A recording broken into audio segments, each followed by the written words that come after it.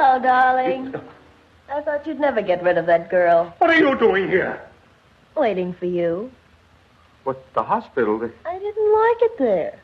How did you get here? You wouldn't believe me if I told you. Welcome to Ookum Spookum with Tara and Sarah. I am Sarah. I am the Gen X kind of love and light type of witch that is coming to you live from Sticks and Stones in Fairfax, Virginia. And this is...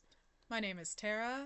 I am a demonologer, baneful practitioner, whatever the, hate and darkness. The stuff I won't touch, basically. Somebody's got to do it. Exactly. I am also a historian here, so I teach a lot of the history classes, as well as a lot of other educational material. I am also a painter.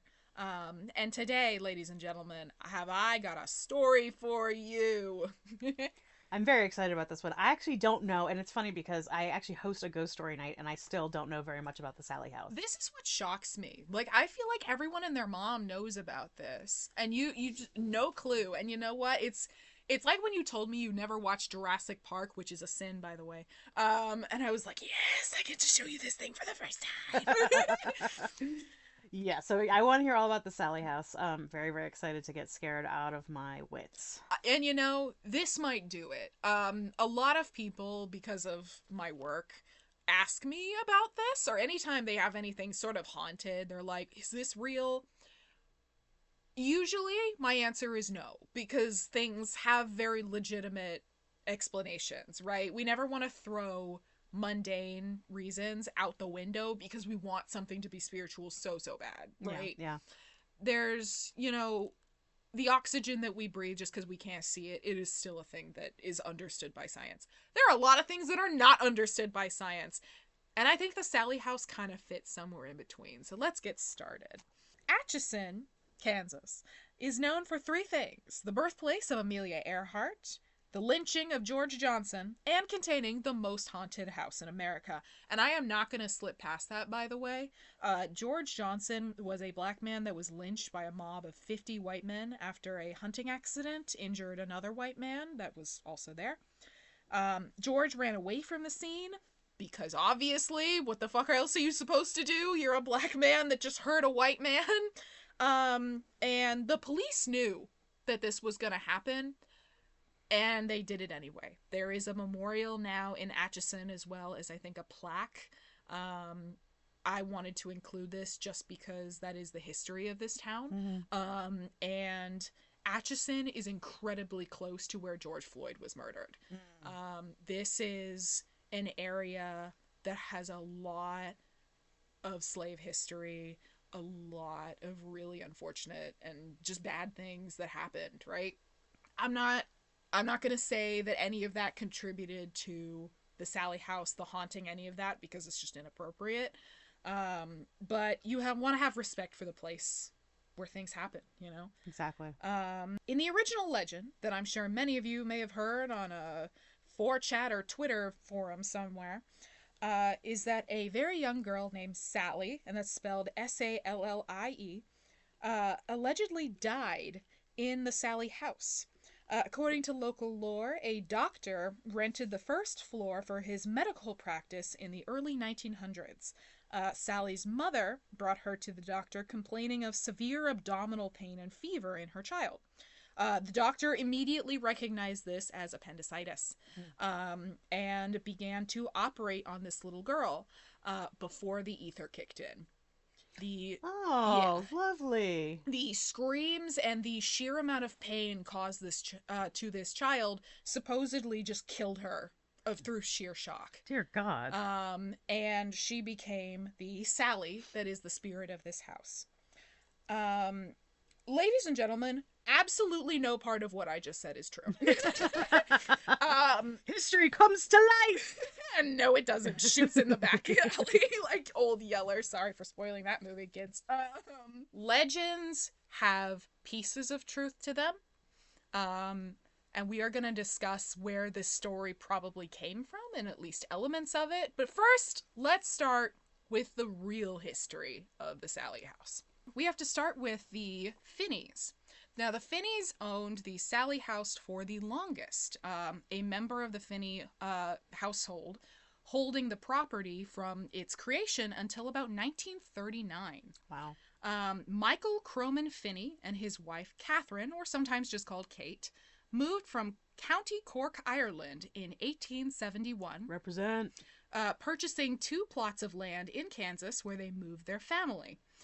Just to give you guys a reference, the Civil War happened between 1861 and 1865.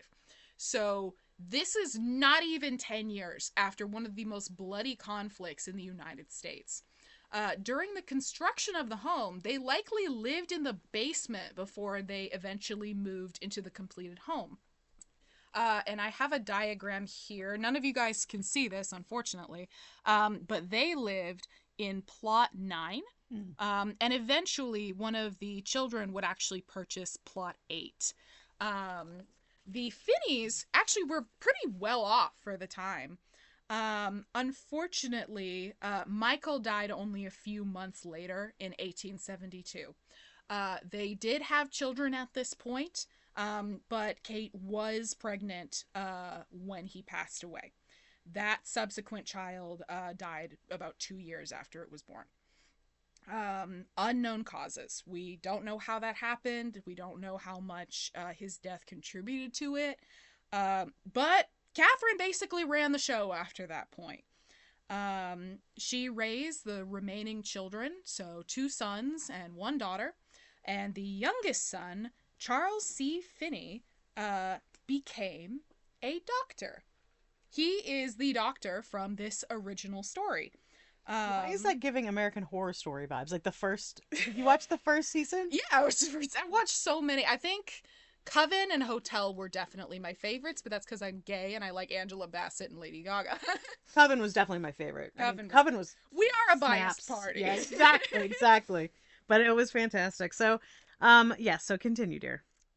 He is supposedly the doctor that treated Sallie unsuccessfully. However, there are no patient records of a Sallie existing. There are no death certificates, there are no patient records, and there are no graves for a little girl that passed away by the name of Sallie. Not only that, he didn't treat patients inside his own home. He had an office. The only people that he would treat inside his own home were his family members, which, by the way, 5 died inside that house. Wow. His father, his mother, I believe his sister and himself, as well as the very young child that passed away very early into their move. There is, however, a Sallie that lived in that house in 1948. And at the time of at least the research that was being recorded, I am not sure that this is true to the present day. She was alive, so there is no way that the Sallie little girl ghost could possibly be this woman. Mm-hmm. But as we're about to find out, was it even really a little girl ghost, or was it something else? That is the question. Yeah. Now, this is Charles. He's sort of what a looker. You know, he kind of does remind me of Tarkin from Star Wars. He was also in a lot of Hammer horror. His name is skipping my mind, but that man has cheekbones like fucking razor blades. I swear. You slap him, you come back bleeding. I love a good cheekbone. You know, it's so nice. Yeah. Our tastes in men are radically different. But except who do we agree on? Johnny Knoxville. Johnny Knoxville. Johnny Knoxville is the one place for that diagram X. So let's hear a little bit about Charles. Charles, on top of being a pretty well-known doctor, was a champion figure skater. Fancy. With his partner, Florence Gruyere, French. Like the cheese? No, it's Guirier. Sure, whatever. Yeah, sure. And won gold in 1983. That's actually pretty bad. Or, excuse me, 1883. Whoops, move this story 100 years in the future. However, Time is a social construct. time is a social contract. And It a doesn't flat exist. circle. Also a flat circle. You need to watch the first season of True Detective. Clearly. Yeah. Okay. However, after this win, he was banned from the competitive scene for an indeterminate reason. Many people suspect it had to do with his drag persona, Miss Colby of Baltimore. Supposedly, he was so graceful on the ice that no one could tell if he was a man or woman. And I will read you an excerpt from the local paper. A prize of $5 in gold. That is a pretty significant amount of money at this time period, by the way. To the best gentleman skater in Atchison on New Year's night at the Palace Rink, open to all gentlemen skaters except C.C. Finney. A committee of ladies will give the decision. Music by Geo Roth's band, dancing at 10 p.m., matinee for ladies and children in the afternoon. The fact that you got banned so hard that in the paper advertisement, they had to say, not you! Exactly. Fuck you specifically, Charles! Yeah. This wouldn't even be the last little spout of trouble that he would be in. He also got into a fist fight with another man in town after being accused of stealing a wallet containing $3. Again, ladies and gentlemen, $3 is a lot of money in the 1800s. A lot of money to me now. I'm broke. And if we both broke. Containing $3 from the accused sisters-in-law. He refused to cause Finney's arrest, saying that Finney would, in retaliation, cause his father's arrest for drawing a deadly weapon. Some of you may be somewhat confused by that. He also was mayor of Atchison for a period of time. For about 2 years, he successfully ran for mayor of Atchison in 1914 until he was forced to step down in 1916 because he was caught selling liquor to the local Eagle Lodge. He married Louise Zebold, had one son, whose name was Charles H. Finney, because creativity. Yeah, right. And died in 1947 at the age of 82. This is all that we know about him.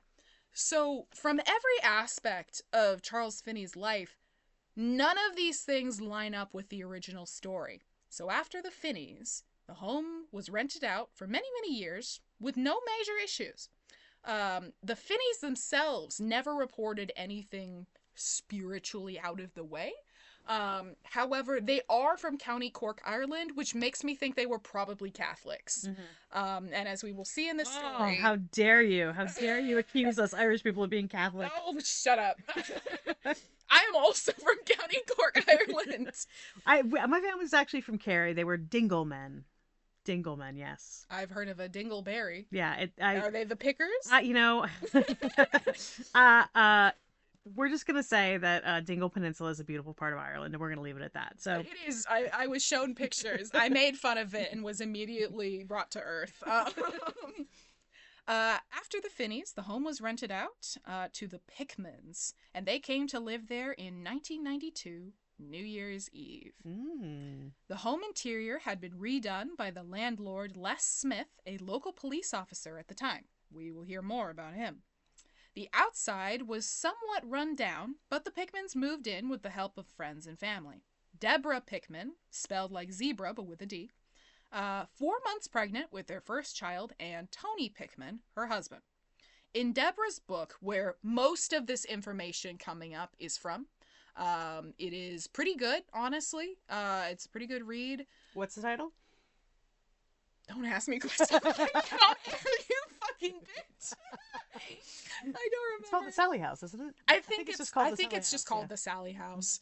I feel silly because I've been reading this book all week, and you could not tell me what the hell its title is. But in her book, she describes Tony as being on opposite ends of the spectrum where the paranormal was concerned. Deborah describes Tony's also Catholic upbringing and an experience as a young boy where he saw a male ghost leering at him from a closet, which made him avoid anything paranormal pretty much for the rest of his life. Okay, that sounds like the Shadow People to me. Yep, that's what I was thinking. That very much sounds like the fucking Shadow People. And for those of you that don't know what that is, the Shadow People are basically just a form of spirit that is just the silhouette of a human. They are basically harmless. They just like watching, which I know sounds creepy as hell. But for any of you frequent recreational Benadryl users, the Hat Man is probably one of the most famous shadow people. They don't really have an ability to hurt you. They're just kind of creepy and weird. And it's a little hilarious to me that this man took one look at a shadow person and went, I never want to learn anything about that for the rest of my life. Yeah. Whatever happened to good old-fashioned curiosity? Well, I think the Christians came by and burned it. That's what happened. All right. Deborah, on the other hand, was much more spiritually inclined. She expressed a lot of excitement over experiencing ghost activity someday. That strikes me as a little weird. Anytime we have situations like this, we really have to go, is this weird because some timey-wimey fuck shit is happening? Or did somebody lie? Never, ever take somebody lied off the table, especially when it comes to cases like this. Again, we're going to talk at the end sort of what we think is happening here. But if years from now it comes out that all of this was made up, I would very much believe that. Yeah. So let's go over the events. Dun dun dun. First thing the Pickmans experienced was light flickering. They described it as though someone was using a dimmer. Like, I think it's like there's a little, you pull down on it. Yeah, you can pull down. Work. Some of them are also dials. Okay. Yeah. I don't see dial ones very often. But... I'm an old person. What do you want? Okay. Dials were all the rage in my time. However, the house didn't have one. They described sitting on the couch and seeing lights dim and brighten like pulses. Tony replaced the switch and the bulbs, hiring an electrician to check the circuitry and see if anything was odd. Nothing. Lights continued to dim. When upstairs standing in the would-be nursery, the family dog, Samoyed or Samoyed, I'm not actually sure how to say that. I always say Samoyed because it sounds funny to me. It is funny. It's very funny.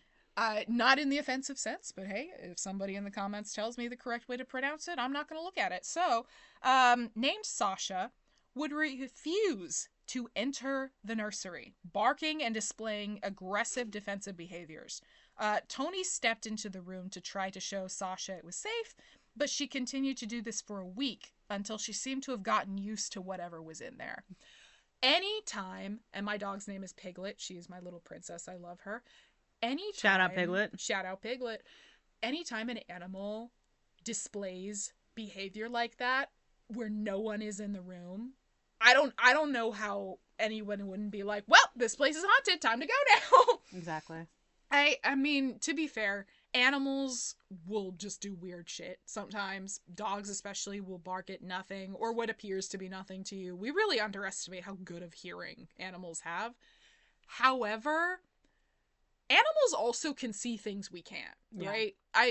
And there is so many stories about people saying like, oh, my dog or my cat seems to be just looking in like a random corner of the room, but no one's there. Immediately to me, I'm like, because they can see somebody you can't. Yeah. Like, and again, most people live with spirits and cohabitate with them very peacefully. That has been my experience as I'm sure we'll talk about my ghost boyfriend at one point. That's the allusion to something that's going to come down the pike. But yeah, so there is definitely people that can coexist with spirits, and then they have the Sallie House. Yeah. I would say this is a very atypical event. Most of the time people don't realize there are spirits in their home anyway, right? So cold spots were found in the home, especially on the outer wall on the side of the stairs. The spots were recorded as low as 40 degrees colder. And the house had no central AC unit. Only one air conditioner placed in the window of the master bedroom. Deborah experienced this herself, these cold spots, though no one but her sister-in-law shared that experience. One night in May, late into her pregnancy, Deborah was awoken by a blood-curdling scream, to which she rose in fear. She felt something hit her body back down like a shove and screamed, awaking Tony. After calming down, the couple saw their 3 cats clinging to the sides of the room, hair on end and hissing and spitting at each other. The behavior was uncommon for them, as they had lived together for years. Deborah assumed a cat must have hit her, yowled during some kind of fight or whatever, starting the whole mess. They looked in their house for anything that would disturb the cats or put things, out of the ordinary, like the neighbor's cat Marmalade coming into the house. This was the 90s where nobody locked their doors, which is still wild to me. I remember going even like to Walmart with my father as a child. He just wouldn't lock the car. Yeah. And I'm just like, y'all. We've talked about my Gen X upbringing and how there was just no safety in any shape or form. There was just no safety. Well, and part of me kind of envies that of like, yeah, everybody's chill. Why would somebody rob me? Yeah, well, yes, and people did get robbed. Yeah, and then people would 100% get robbed. Yeah, and exactly. A lot of our society is extremely victim blamey, so I can only imagine the conversations that were had where it was just like, well, did you lock your door? No, nobody locks their door, and now everybody locks their door. Yeah. Nothing was found except for the upstairs being noticeably cooler than the rest of the house in the middle of summer at 3 a.m. Now, I didn't think this was super weird. I actually turned over to you while I was making my notes as like, is that a weird thing to happen? You're like, yeah, heat rises. I'm like, oh man, it does. Okay, so this should be impossible. Yeah. Uh-oh. Demons. Demons. No, I mean, as somebody who works with demons, I am always very hesitant to use the term with malevolent spirits because usually demons are just really, really old gods that are either divorced from their culture or their culture just doesn't exist anymore. Mm-hmm. So you get your figures like Baal, Beelzebub, Lilith. I was going to say Lilith, yeah. And most of these are just like Sumerian figures, Phoenician figures, like take your pick. My dad calls me Pazuzu, and that is Mesopotamian god of wind. So that kind of that was the demon in The Exorcist was Pazuzu. As well as he's also the demon of boundaries, which is really funny to me. Well, it's funny that my dad calls me that. If I have no boundaries. Yes, demon of boundaries possesses little girl. So not all men. Not all men, but it's always a man now, isn't it? After the baby was born, technical equipment began shorting out. Phones ringing to silence. So she would like pick up the phone, right? So this would be a wall phone, or I think she had a personal phone because she describes walking between rooms. And there would just be no one on the other end. Just complete silence. And this is before the age of like AI bots where there's that awkward pause before the machine kicks in, or if they're recording your voice. America is fucked, guys. So this is just weird, right? And the call would continue until Deborah would hang it up. She would call again because the phone would be ringing over and over and then silence. And then finally she would receive a call from somebody like her sister Karen or an in-law.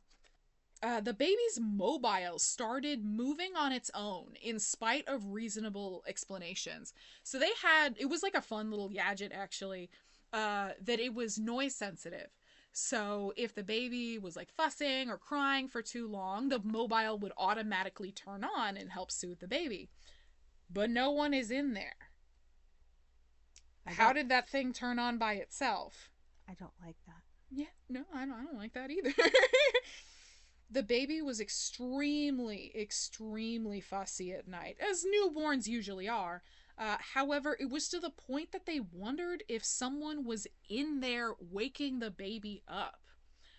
When Deborah's sister-in-law Karen came with the baby and let them get sleep, like, taking turns, being a good sister and all that, the disturbances stopped as the cradle was now in the living room, not in the nursery.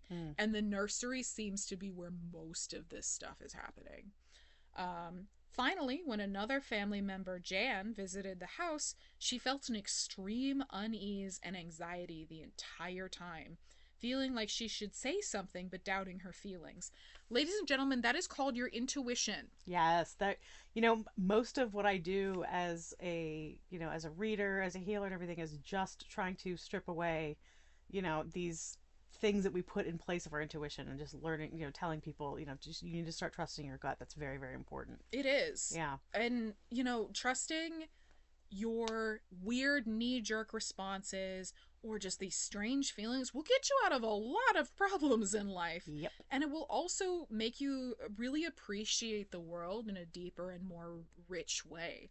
That does not mean surrender to every first thought and prejudice, Mm-hmm. but we know things innately, and yet we have learned from very small children to ignore that. Exactly. And you know what happens? Demons. And I mean, it basically, society breeds it out of us because they want to control us and they want us to spend money. And so, if we're trusting our instincts and we're learning that, money is not the end all be all and that there's more to life than that, then we're not, good consumers. So, yeah.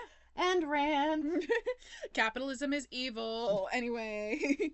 I love how at the beginning we're like, oh, we're not going to be very political. And then it was like, well, we do lean left and now capitalism is evil. But, Well, I think you can just say a true thing.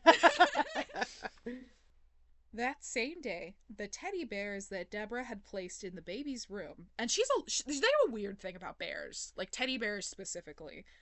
So did Andrew Montalban? Mountbatten Windsor. Mountbatten Windsor had a thing with bears. Okay, go back to what you're doing. The teddy bears that Deborah had placed in the baby's room on different ledges and chairs were found by the three, Jan, Deborah, and Tony, arranged in a perfect circle on the nursery floor with their backs to each other. Yeah. So they're not like holding hands, they're all facing away from each other. No one claimed responsibility for the prank. Everyone went downstairs after fixing the bears again until about 10:50 p.m. Deborah went back upstairs to the bathroom. She peeked into the nursery and called to the others that one of the bears they placed back in its chair was now sitting back on the floor, upright, in the same position it was in that circle, like someone was putting them back. Mm-mm. Burn the place down. Yeah. Nope. Piss on the ashes. You think about Jesus. I don't know anything that is that like staring at the ceiling and thinking about England? Is that what that is? Yeah. When I'm frightened, I love thinking about England. Yeah. As people of Irish descent, yeah, we just feel very comforted by the English. And this is the British Museum where they stole all our stuff. Theories were made that perhaps a child ghost was trying to play, or a mother ghost trying to entertain the baby. Next, they invited Tony's brother Joseph, who had never entered the house before and was a skeptic, to check things out. The day he was there, nothing out of the ordinary happened, and they began to wonder if they were being silly or had gone nuts. Joseph suggested, somewhat incredulously, he was not on board the whole time. Like, Deborah very much explains this sort of like shame that overcomes her and the others for even asking about this. And I think that's really a lot of the problem, is that if you feel like you can't even ask if something weird like this is happening. Anyway. Joseph suggested that they place them not where they were previously, but in the way the spirit had supposedly arranged them. So they did, and Deborah remembers saying, "It's okay, you can play now." That, my friends, is what we call really fucking dumb. Little bit, but admittedly, horses before zebras, right? If you're in a house and horses before zebras? Yes. What does that mean? It's You're from Oklahoma. That's not even an Oklahoma-ism. That's doctors, right? Mm-hmm. So always assume it's a horse before you go looking for zebras. Ah, okay. It's an idea. I like that. I will be using that in the future. Yeah, it's an idea in medical practices that it is more likely that someone has a very common illness than something super rare. But if you are always looking for something super rare, you will end up treating a person either incorrectly or in a more invasive way that would have saved them a lot of pain and discomfort. Mm. And money! Yeah. Let it be reminded, the healthcare system here sucks. Then the bears moved again. Nope. This time facing away from view, faces to the wall. One bear was caught spinning, but the video camera was not turned on to record it. That feels a little convenient. It does, but it also is reminding me of like breakdancing. You know, when they do like the spinny move on their back. Oh, you know? Like that's kind of how I'm picturing this bear doing. Like he found like a little cardboard piece. He's got a sick flow. He's got a boombox. He's all doing, the local bear bitches are really into it. he's got the chain like he robbed Liberace. Oh my god. Even a little plush heart with a bear on it was flipped to make the bear face the door. That is very interesting to me. That Some Blair Witch shit. It's very interested in shapes, right? Like, first we make that circle with the bears, and then the bears face away from the room. Like, they don't want to look at what's happening. They're always facing away from each other. It's strange. And I really don't know what to make of it, honestly. That may either speak to an unintelligent spirit, but as we'll hear in a moment, I don't believe this to be the case. The 4 of them, including their 3 cats and 1 dog, slept in the master bedroom with the doors locked that night. And they apparently actually laughed to themselves, like, what the fuck is a locked door gonna do to an incorporeal spirit? And that's the Fair thought. question. That's the thought that I have every night I go to sleep and I put the covers over my head and body. I'm like, I am now safe from everything. Yeah, but we ward our houses, so. That's fair. But a strip of fabric is not going to stop whatever the hell you think lives under your bed. Sorry, kids. Ladies and gentlemen, Luna cameo. Luna, say hi to the nice people. And say hi to the not nice people, too, because they're also probably listening. We got a tail flick, ladies and gentlemen. Oh, yeah. Acknowledgement. Enjoy it. Joseph sent for Barbara, a psychic who was living in California. Barbara, on the phone from California, without going to the house or meeting the Pickmans, felt that a young girl's spirit between 11 and 13 was in the house, that she was content, but that she was protecting a baby. Deborah was very impressed by this, including her questions asking about the baby's sleep and whether he could see the spirit. Barbara also had a strong feeling in her mind around the name Sallie, and that is where that spirit gets its name, from Barbara Connors, this random psychic. I did not look too much into her.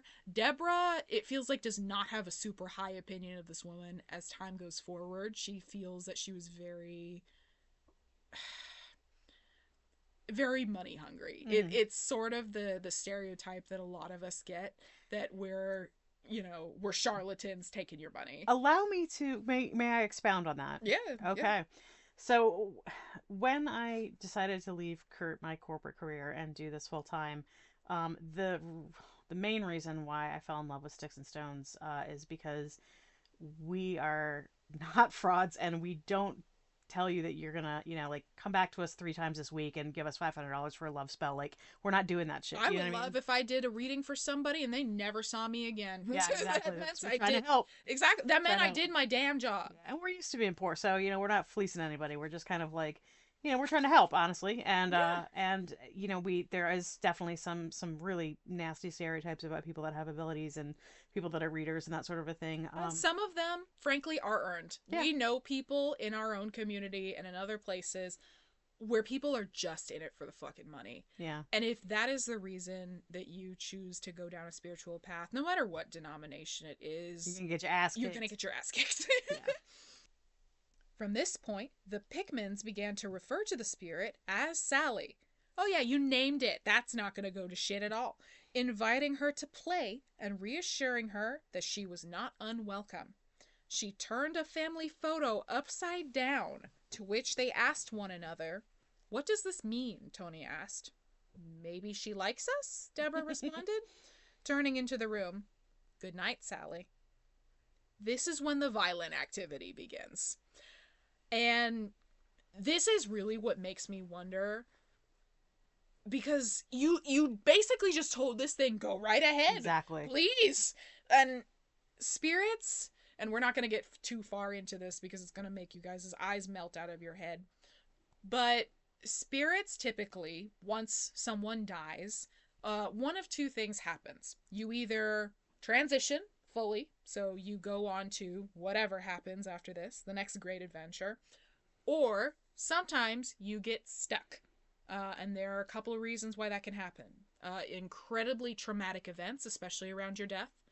A fear of passing on, so not knowing what happens, we call it, at least in the sort of medieval or classical necromancy, we call it the gates of death. There's even Latin terms for it too. So sometimes spirits are so terrified of going through the gates of death that they'll just stay for as long as they can. Sometimes it's to watch over someone for a certain period of time, and other times it is an unwillingness to cross over. And at that point, usually one of two things happens. They have to keep maintaining their existence in this sort of, it's called, I think, what is the term? It's like I'm not even going to use it, sorry. But basically it means the cold place. So it's the inner world, or the veil, or however you want to call it, between life and death. It sounds to me, I'm actually going to just touch on for a second, the concept of the Chinese hungry ghosts, basically that are stuck and looking to feed off of people and that sort of a thing. So, yeah. So they maintain their presence in the cold place by feeding off of the emotions of the living. And there are kind of a couple of options. You can either scare the shit out of the human and feed off of that, or in the case of some spirits, they lose whatever memories of their human life that they have, and they just do it at random. That is significantly less common, but it's really, really sad. I mean, anytime a spirit gets stuck, it's sad, but sometimes there are reasons, and that is why there are some practitioners whose entire job it is to facilitate that transition. That's what a lot of exorcism, at least from the more like spiritual pagan witchcraft perspective, is that you are helping this spirit move on. It is not adversarial. That is very much the Catholic exorcism or just Christian exorcism understanding. I think that in our circles, we call it psychopomp, basically ushering people over to the other side, and it's done with a lot of love and reverence, and we're not Zach Baggins screaming at the ghost to come fight us or whatever. There is no out, ye demon. Well, that reminds me, you haven't seen There Will Be Blood, but I was thinking of what's his name? Paul Dano. Get out, ghost! Oh my god, I love Paul Dano. Oh, hell yeah. My dog used to look like him. Oh my god. R.I.P. Finn, I love So I have a weird crush on your dog then. That's great. God. July 1994. George, the Pickman's next door neighbor, and Tony's brother, which is a very interesting pattern here, because we talked about earlier in the episode, the Finney siblings also lived next to each other like this. Came to the house to visit the baby, as he did most days. Tony told him of what they had been experiencing and took him to the nursery.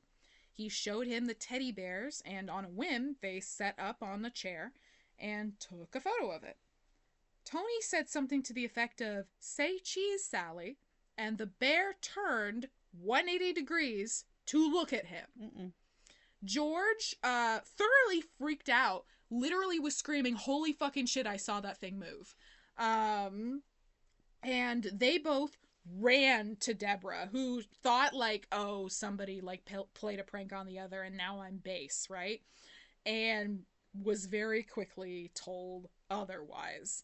She was in the master bedroom at the time. She was watching TV with the baby and the AC on, so she just could not hear anything. Anybody who's had like an old box AC put into their window who lives in an apartment while your AC is getting worked on knows that thing is fucking loud. Or if you lived in DC in a house that was, or an apartment in a house that was built a very long time ago, you had those the only kind of air conditioning we could get. Yeah. That was my 20s. Those were your choices. Yeah, that was my 20s. Especially in a house that is this old. Yeah. I don't even know if you could install AC in something like that. Or I'm sure some contractor could, but... I couldn't. But nope. They relayed to her what happened, and they all decided to leave for Tony's mother's house to recuperate. As they were packing up their items into the car, Tony was strapping the baby into his little like car seat inside the house with both hands, and because he's fussing. You know how I don't know why babies hate chairs. You gotta learn to sit up. Do babies hate chairs? Well, they, like, when I you don't know try anything about babies. Neither of us like children. Fun fact, our loving audience. Although we do love the children that come into the shop and spend money. Indeed. You know, I do like teaching kids about colorful rocks. Yeah. That is very fun. Yeah. But yeah, like babies, they just wriggle and worm around a lot. They don't know what anything is, so they don't want to do anything they don't want to do. They've been alive. I mean, this little thing has been alive for a couple months at this point. They're all id. Yes. They're all id. 90% id. God, I love Freud. He's such a weirdo. Yes. I wonder why I keep taking trips to the whorehouse. Must be my mother. Must be my mother. As they were packing up their items into the car, Tony was strapping in the baby when he cried out in pain. Deborah asked what was wrong, to which he thought he had been bitten by some bug under his shirt. When they arrived at his mother's, they found under his shirt 3 5 to 6 inch claw marks on his lower back. Still bleeding. Deborah felt a freezing cold sensation enter her chest and leave out her torso when the attack occurred, livid at the idea that Sallie had attacked her husband after offering amnesty. And I will actually show you a picture, or the picture that was taken. It's pretty hard to see how blown out it is. Oh, wow. Yeah. But it is low enough and very centralized to this man's back that you couldn't do that to yourself. It's kind of like a tramp stamp. It really does. It's like a horrifying tramp stamp. All tramp stamps are a little horrifying. A little bit. But yeah, there's enough. Like, they do have 3 cats, right? Mm-hmm. There is no way you don't see one of your 3 cats run up on you and then, like, run down your ass, right? Yeah. Something fucking hit you, right? I don't know what this is, and it seems low enough that, like, yeah, I guess you could do that to yourself, but not while fighting a baby with 2 hands, right? Yeah. Fighting a baby. Fighting a baby. Fist fighting your child. Deborah then called Barbara herself, asking her a torrent of questions about Sallie. Barbara reiterated that she felt Sallie was just a little girl who misinterpreted the situation and lashed out the only way she knew how. Barbara was convinced of her desire to protect the baby, and because she is invisible and non-corporeal, she is limited to strange actions to get attention. Deborah asked how to get her to stop attacking them, to which Barbara said, invite her to the room that she is in the most, which is the nursery, and speak with her. Tell her she is welcome to stay if she follows your rules. If not, she will be punished. Deborah asked how they could possibly punish a ghost girl. Barbara suggested a priest blessing the home, an incantation to be repeated in the rooms of the house, or an exorcism. She also offered her own services to bless the house, which Deborah found prohibitively expensive. You don't say. Yeah, no kidding. I also, some of you who are listening, this lady's a psychic. What do you mean she suggested, like, reading the Lord's Prayer or getting a priest to bless the house, whatever? That's pretty consistent, actually, with witchcraft in the 90s. Yeah. Witchcraft is not a religion. It is a practice. Anyone of any faith can do this. For the longest time, I was a Reddit atheist doing witchcraft. We have a friend of the shop who does substitute readings who's a Christian. We have, people, there's a lot of overlap in Christianity or specifically Catholicism with other practices that are, like voodoo, stuff like that. Yeah. There is some crossover. So, and we do sell holy water at the store. Yeah, it's one of those things where anyone of any faith can practice this. There is a mystical tradition in just about every religion on the planet. Yeah. And during the 90s, the predominant tradition was called Wicca. Some of you may think Wicca and witchcraft are the same thing. They are not. They are not. Wicca is kind of the Mormonism of witchcraft. It's very... I've not heard that before, and I love it. It's very strict. It's very hierarchical, and it is very gendered. It is very, very gendered. Because Wicca was actually invented in the early 40s by, I think his name is Gerald or James Gardner. One of those two. I don't know. There's only so many British white man names to pick from. And they were actually a part of an event where they tried to curse Hitler. We might have to talk about this at one point. Oh, But... we're gonna get into some Nazis in the occult. Oh, yeah, those baby. meth heads love the occult. But early Wicca is built on the foundations of Christianity and a lot of like British Avalon myth and Celtic beliefs. So it is very, very easy for someone that was raised predominantly Christian to move into Wicca without really sacrificing any of the mindset. Mm-hmm. I'm not here to shit on Wiccans. It is not a path that is for me. It works for a lot of people, but it's a piece of context that will help kind of understand what I assume to be Barbara Connor's practice, because that's just what was the most readily available in the 90s, to be honest with you. Okay. Deborah then, after finishing the call, went to confront Sallie. Deborah began to lay down the law with the spirit, as a parent would an unruly child, setting boundaries about physical contact, during which Barbara called, interrupting the conversation. She would be coming to visit Kansas near them, and asked to come to speak to Sallie. Deborah said yes, returned to Sallie, offered her crayons and paper to draw with, told her, "We love you," and left for the night. Don't fucking tell ghosts you love them! It will happily, most ghosts, and again, if it is a benign ghost or it's a family member, you do you. If you don't know what that thing is, you just offered it its favorite food on a silver platter, and that is love. Is its favorite food Hot Pockets? No, it's love. Okay, no, it's love. Okay, Is Hot Pockets a second running? I'm surprised it's Hot Pockets for you. I thought you were a Crab Rangoon girl. Dude, I'm not a Hot Pockets girl. I was trying to be funny. I really do love Crab Rangoon, though. That is definitely... Maybe the ghosts also like Crab Rangoon. I defy anyone that doesn't like Crab Rangoon. I don't like Crab Rangoon. God. You even had it from fucking Peking Gourmet Inn, which is like the killer restaurant. It was fine. I'm sorry.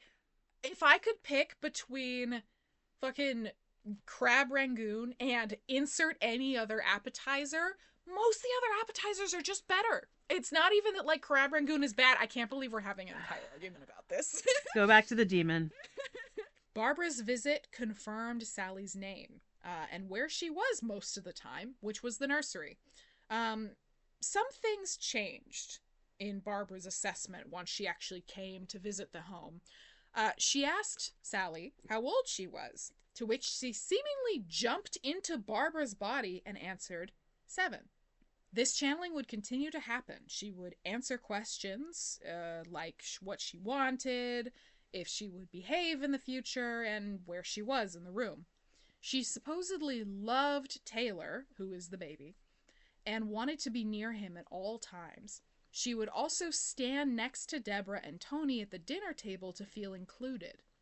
Deborah felt pity for this little girl's spirit, alone without touch or companionship or parents of any kind. This is very Annabelle coded to me. It's very Annabelle. You know, I hate Ed Warren as much as everyone else should. Yeah.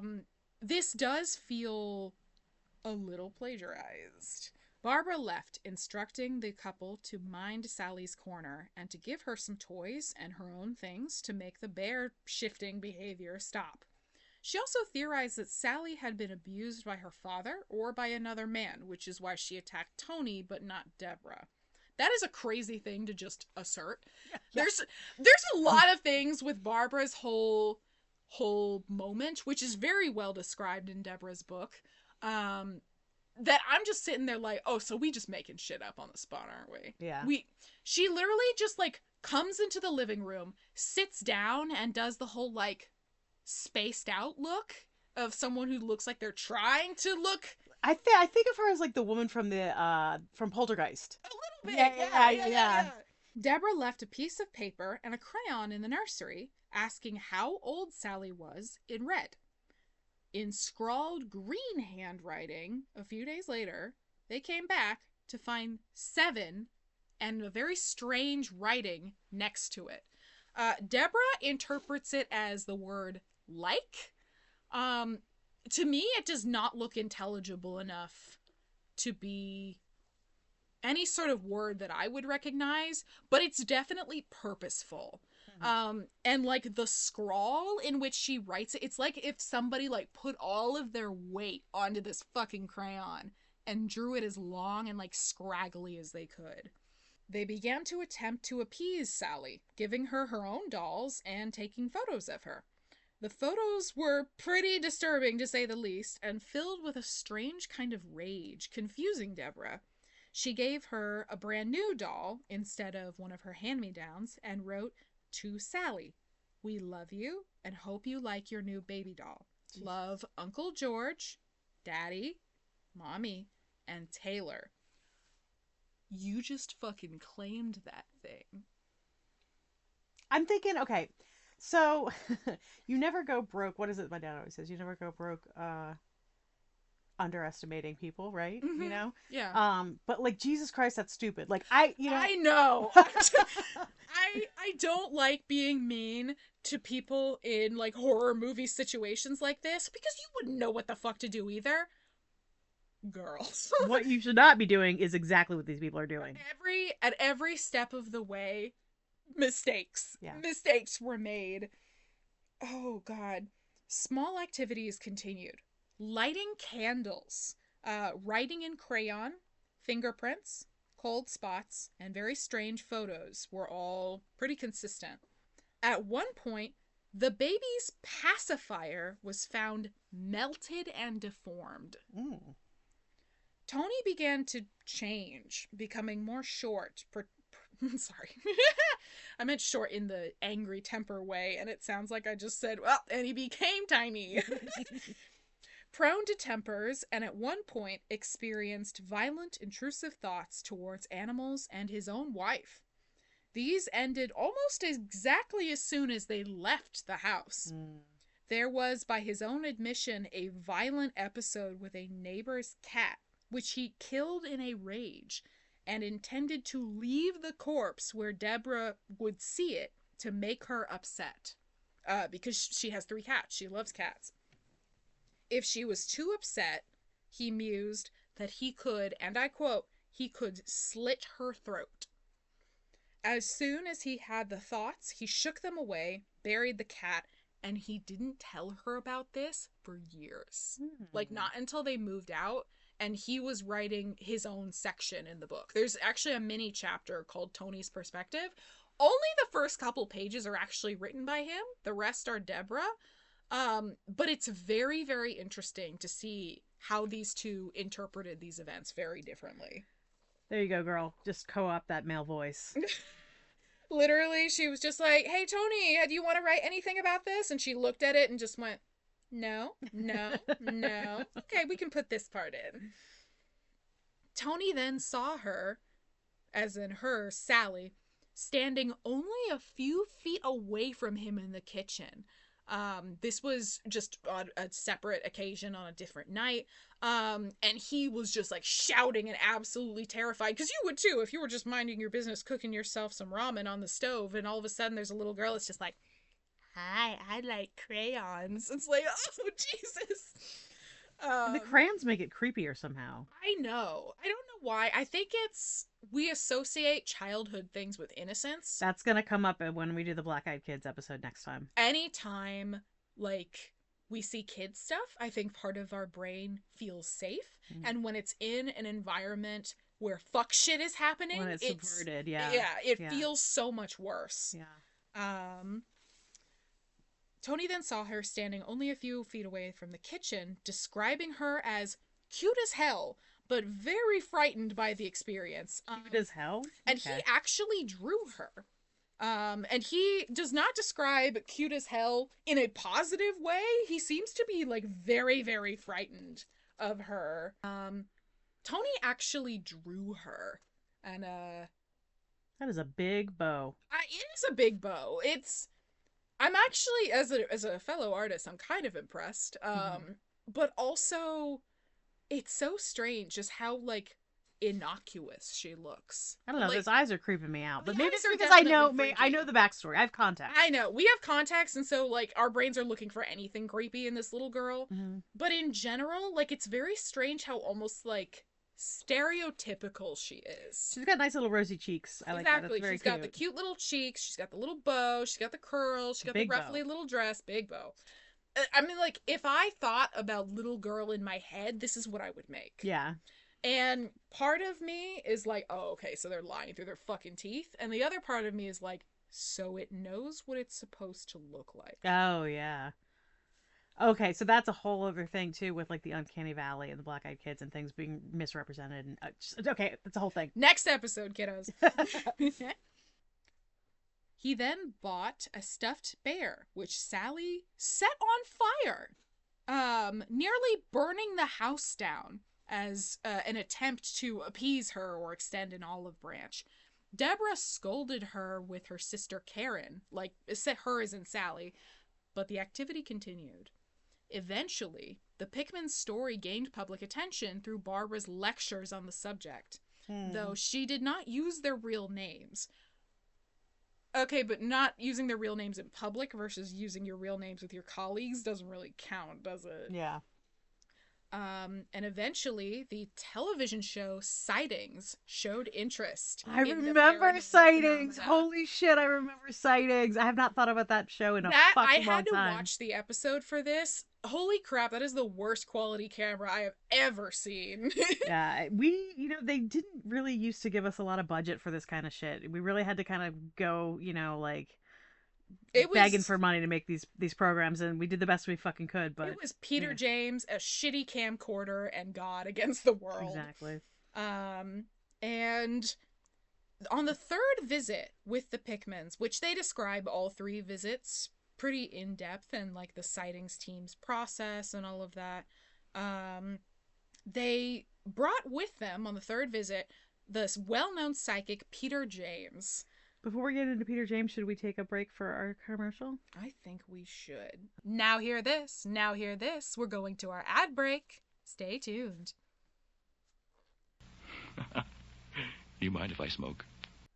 We are recording at our place of business, our home away from home, and the launchpad of our witchy community, Sticks and Stones Metaphysical Store in Fairfax, Virginia. It's a magical, welcoming, and haunted crystal shop with herbs, tarot decks, books, incense, and just about everything you need for your spiritual journey. Complete with our very own black cat and mascot, Luna. But the best part of the shop are our readers and community events. Here's what we have lined up this week. On Monday, we have Queer Circle with Ginny from 7:30 p.m., and the entry is $25. Tuesday, our very own Sarah will be doing tarot and Akashic record reading all day. Sisters of the Willow Moon Circle will also be happening at 6:45 p.m., and the entry is $25. Wednesday, our very own me is doing oracle and tarot readings all day. Mediumship Reimagined is our big event for that night, hosted by our local mediums, demonologers, and spiritual practitioners, Nat, Echo, and Saraswati. And Tara C. Oh, that's right. As well as Tara C. Not me, but another one of the Taras of the court. Thursday, tarot and oracle readings all day, once again, with me. Friday, tarot and Akashic readings with Sarah, and as well as our Beltane Summerween party. It starts at 7 o'clock. The entry is $15. Enjoy celebrating the turn of the season with us and a little bit of summer spooky fun. Saturday, tarot, mediumship, and channeling with Murphy all day long. Tarot 101 and Practicum with Jeff and Dervish, 2 p.m. to 4 p.m. And of course, My Ghost Story with Merlin and Sarah at 7 p.m., $5 entry. Featuring the breakdowns of incredibly famous individuals such as Alyssa Liu, Olympic gold medalist, Jeffrey Epstein, shithead extraordinaire, and others. Astro Tarot John. You can find him on YouTube, TikTok, Twitch, as well as in our local shop reading on Sundays. Now hear this, now hear this. Welcome back to your regularly scheduled program. Smoke? I always smoke at the theater. Somehow it enhances the performance. Peter James, he's a funny guy. White hair, black mustache. And I like him already. I know. He's a funny guy. And he identified a Sallie Hall in the local cemetery, and linked her spirit to that house. However, ladies and gentlemen, this Sallie Hall, died with 14 children, so no, probably and not. Was black. 14 children, dear God. Yeah. Nightmare. People were cranking them out back in the day because most of them just weren't going to live. Yeah. And your children were your staff. There's a reason legally children are chattel. We're such a romantic. Yeah, parental love, free workforce. During his visit, he sensed that 3 people had died in the house, possibly referencing the deaths of Michael Finney, William True, and Agnes Finney True. William True was Agnes's husband. That is the daughter of the Finneys. During these visits, they filmed Tony receiving more scratches, as well as interviews with visitors who had been scratched. I mean, like, I watched this episode, and again, it's not in great quality, but they would have some people who, like, didn't want to be revealed or anonymous, who were literally sitting, being interviewed with scratches that were actively bleeding on camera. Wow. You cannot fake that shit. Yeah. Or at the very least, I cannot think of a way that you could convincingly do that while being filmed in the 90s. Like, this is 90s. This is not CGI. Yeah. It's just not. You can see one such individual actively bleeding while interviewed. Live footage showed camera glitches, figures standing a few paces away, orbs of light, and other very disturbing events. I watched this at night, and that was a mistake. It's so freaky. Like, there are pictures of just a black silhouette and eyes looking at you. No, I'm okay with that. There's weird, like, distortions in the camera that are people-shaped just standing at the top of the stairs. Why is it so creepy when people just stand? It is creepy, though. Because they're waiting for you. Oh, no. I didn't think of that. So this is a thing that happens with predator and prey animals, right? You know why they tell you to not run away from certain animals? It's because in their brain, that is a prey response. You're only running from something if it is dangerous to you. Oh. So there are plenty of animals that know that a predator won't eat them, whether it's because they taste bad, it's too much work, whatever. They don't run away. They maintain space with that predator. They probably, again, there's a little bit of like we're not going to tempt fate today, but in general, if something is not food, it doesn't behave like it. Wow, that's fascinating. Humans we just have more complex fear, I think, than the average animal with predatory instincts. And so I think the idea of something that just waits is freaky. It's also, funny enough, very endemic of the human hunting behavior, right? We were built to walk. We were built to walk things into the ground, which is why we were so successful at hunting fucking woolly mammoths, because all we had to do was injure the thing. And it would run away, sure, but we would always be a little bit behind it. I see. Until eventually it either died of its wounds or died of exhaustion. We are freaky. We in of ourselves, a human being, is a horror movie to an animal. Yeah. So it's not that surprising that the same kind of tactics work on each other. It also really makes me think of the fact that, like, we can detect uncanny valley.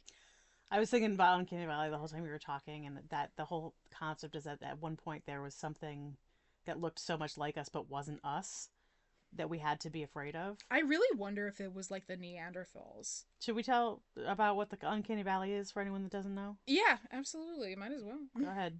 The Uncanny Valley is basically a phenomenon or a response that the human brain has to near human images or videos. So if you guys remember the movie Cats that came out, that was absolute dog shit. Or cat shit. Or cat shit.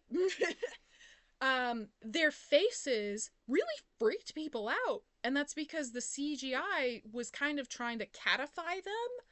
And in the process, they made this very distorted, creepy looking figure. And that's very much what the Uncanny Valley is. It is a deeply unsettling feeling that what you are looking at looks like you, but is not. Tony was attacked 11 times over the course of living at the Sallie House. 11 times.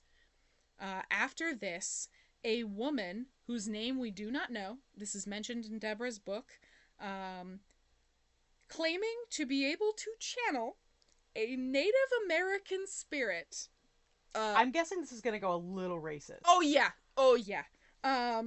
Offered to cleanse the house and perform a ritual, and warned them that she would be wearing traditional Native garb. Mm-hmm. In all caps in my notes, I just put, I do not condone this. They saged the house, repeated the Lord's Prayer, and visualized God and his angels' light filling the house and helping the elderly man, who they believed, like, at this point, that there were multiple spirits in the house. I have not continued on this thread because it's not super relevant, but some people think that this is not just Sallie, that it's 3 ghosts specifically.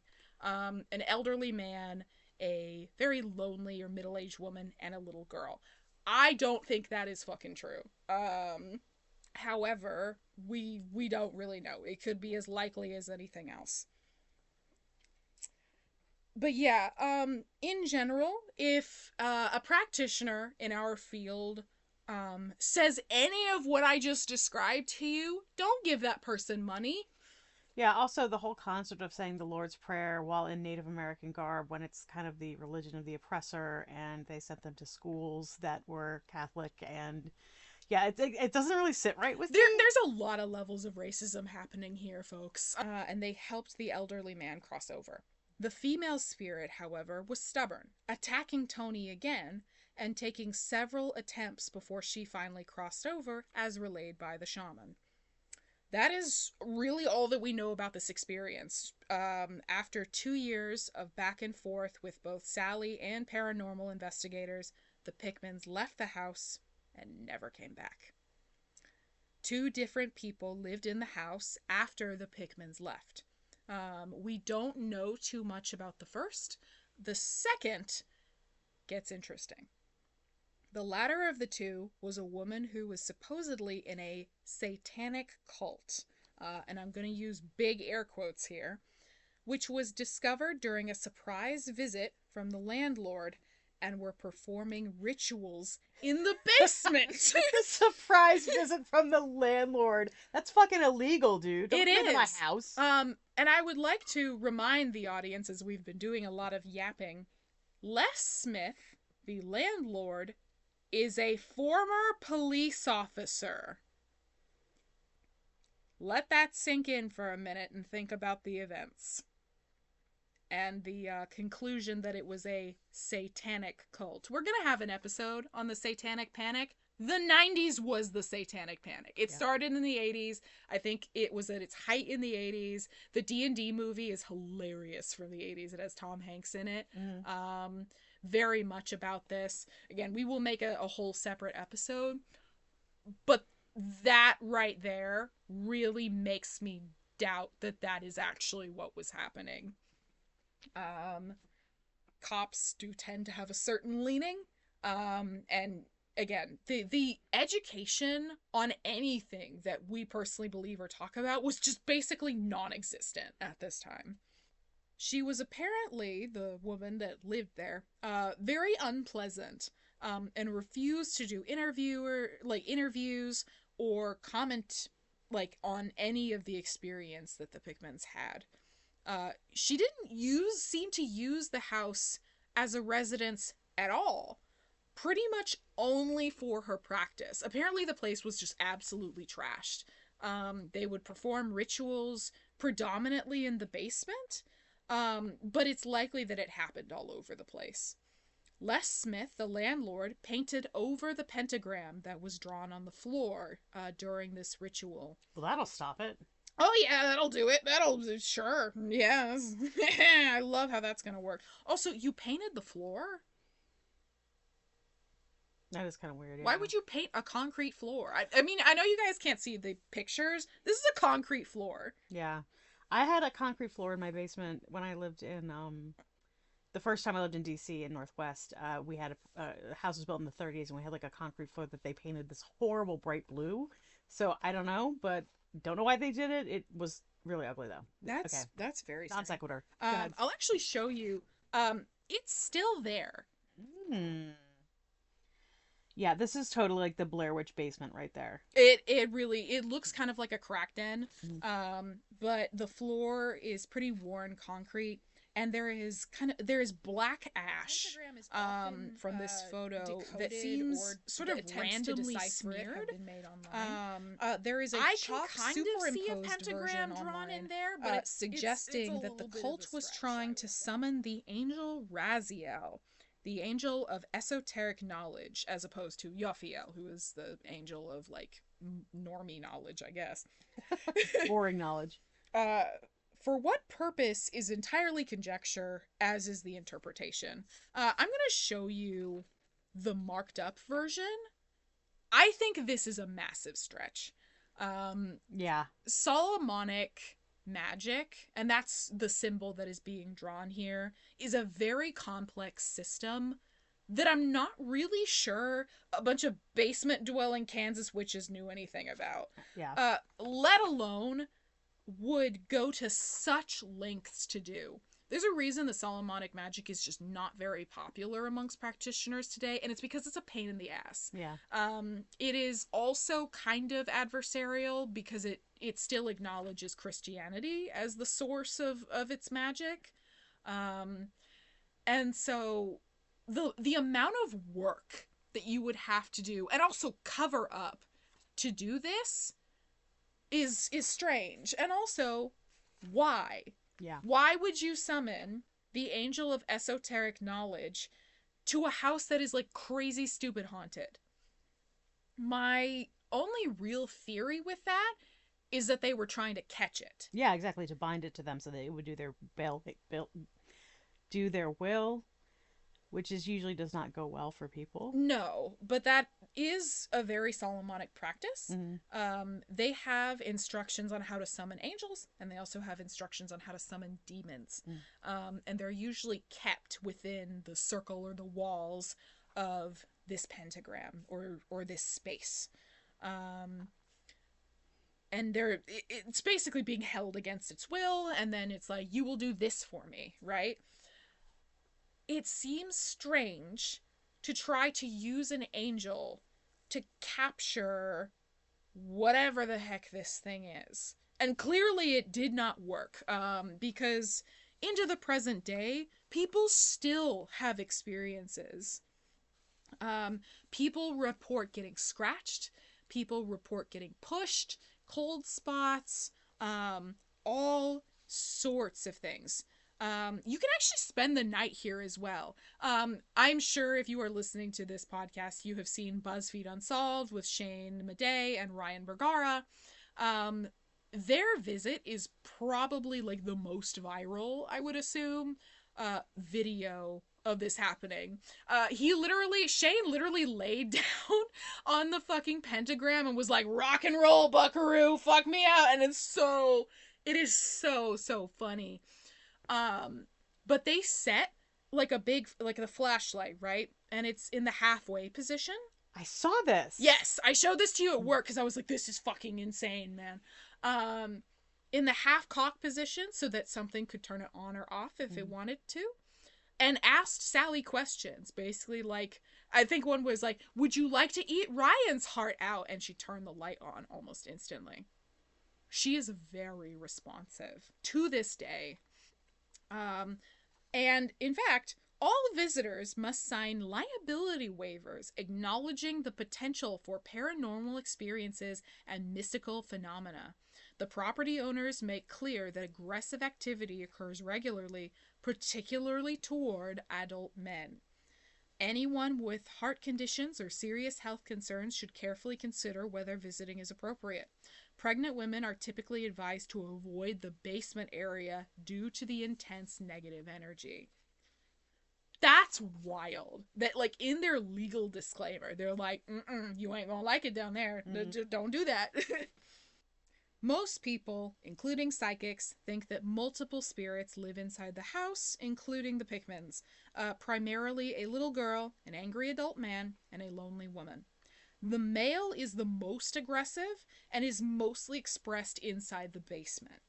Theories include that Sallie is attempting to protect visitors from the other two, or, and this is the one that I personally subscribe to, that Sallie was never human at all. Yep, that's my conclusion as well. All of these aspects are one individual changing their face to suit whatever she needs at that time. Shape-shifting. And she is usually implied to be demonic. So, what do you think happened, Kearney? I'm going with you, man. I'm all about this. This was not a human entity. I think that, and this is something that we alluded to earlier, this whole concept of taking on the notion of a child because childs? Yeah, okay. I was an English major. Okay. Children are innocuous, right? So, we're meant to want to nurture them. We're meant to want to have a relationship with them. We're wired that way. I mean, I'm not, but, theoretically. Like nobody looks at a child and thinks, oh, yeah, that thing's going to kill me. Yeah, exactly. And that's going to come up in our next episode as well. But, it's just, I think that Sallie was a convenient, focal point for this entity. This, demon is kind of a strange word, as we were talking about earlier, because those are normally old gods. But for this entity, and yeah, I don't believe that there's 3 of them. I believe that, a lot of the people that they were getting to get their information from were very misleading. And, no, I agree. Yeah. Unfortunately, I think they were the victim of their time, that there just were not a whole lot of, at least famous practitioners that were also decent people. Yeah. And unfortunately, there's really only one way you get famous in this country, and that is selling your soul. And stepping on a lot of people's heads. Yeah. And the advice that they received was inappropriate, to say the least, and also just not founded in any sort of actual research or presence or experience. Certainly Barbara Connors, when I get you, Barbara Connors. But I would also, I am very inclined to think whatever is in that house is not human. Yeah. It is not something that probably ever was, but it understands human dynamics. And it understands exactly how to get what it wants, which is food. Yeah. And frankly, if it wants to live in Kansas in a rotting house that bad, let it. Yeah. I'm not interested in fighting that thing. Yeah. I actually wondered, like, there was a time when I was first hearing the story where I was just like, oh my god, I would love to go. I would love to go and, like, figure out my own experience or personal thoughts on it. Yeah, I'm good. No, yeah, I'm good. I'm good. I like that we're far away from Kansas. Yeah. The ghosts here are pretty nice. I mean, considering the fact that we live in D.C., which is basically... As well as some Civil War battlefields. Yeah. Well, I was thinking about D.C. being all occulty and having the Washington Monument, all that shit, and then all the evil that happens in D.C. So, yeah, our ghosts are pretty nice. Definitely in the shop, they're very nice. So, they are. Yeah. This, again, as I reiterated earlier, I would not be surprised if years from now somebody was like, oh yeah, they faked the whole thing. And I'd be like, yeah, sounds about right. Because there just is no explanation that I can think of that is not supernatural. Yeah. Whatever is in that house won, let it win. Let it keep its prize, because eventually that house will slip into obscurity and no one will be left to feed it, and it will die on its own. Well, with that happy note, I think that we are ready to conclude for the day. Do you think? Yeah. Do you have anything else? Sleep well, kiddos.